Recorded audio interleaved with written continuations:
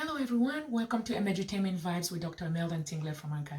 Today we're going to be answering a very important question that continues to plague the minds of most African Americans about their brothers and sisters who immigrated into this country from native Africa. The question lingers around their major struggles for freedom in the United States and the participation of those who immigrated into the country in quest for greener pastures. Professor James Small takes to the mic to answer this very, very confounding question.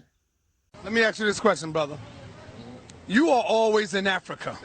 You got the African Day Parade. You don't see the Africans. You got the festival that be going on in Brooklyn, the band festival, the African festival. Where's the Africans at? When we doing our rallies and our marches, where's the Africans at on your side? Talk to us really about that, man. See, let me tell you something. We think slavery in America was something. Slavery in Africa is still in force.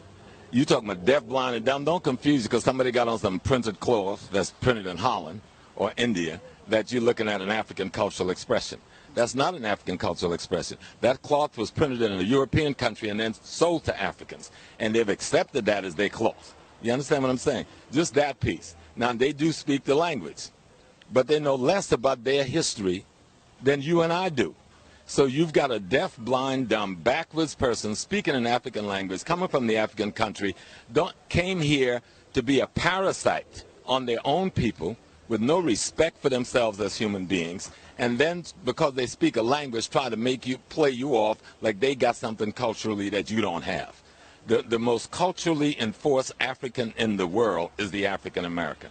Most of the movements that have changed the world that allow all ethnic nations to profit has been our movement. And so we get peed on and played down because these people are so punked out and scared of the white man that they feel because they're scared of the white man, they got to be against us. Are they our people, brother, or are we our own people now? No, we got to understand two things. We have a race and then we have an ethnic place. Ethnically, we African Americans. Just like a guy from Africa, he can say he's African, but there's no country called African. He's either Nigerian, Ghanaian, Malian, or something. That's his ethnic nation. Racially, we are together, but economically, we may well be enemies. And we have to be clear on that, that our economic enemy is just that. And if you deal with your economic enemy like it's your friend, you're going to be the loser at the end of the day. Now, we raised the question of Pan-Africanism in this hemisphere. You know, you had the brothers from Trinidad, and then you had W.B. Du Bois, and we created this phenomena. But Africa has never created a Pan-African movement. You understand? Africa has never really supported a Pan-African movement. We had a couple of people in Nkrumah and Julius Nyerere and Mugabe, but most of Africa never gave a damn about a Pan-Africanism because they're still bogged down in the colonial slavery of European Judeo-Christian indoctrination, which is worse than anything that we've suffered. Worse than anything that we've suffered. The illusion of the clothes and the language make us think we're dealing with somebody that has some African purity culturally and spiritually. You're dealing with a confused, backwards Christian that love Europe more than they love their own ancestors. They would not even use an African word for God. You know, in Ghana, if you talk about being a traditional African, you might get beat down in the street. You understand?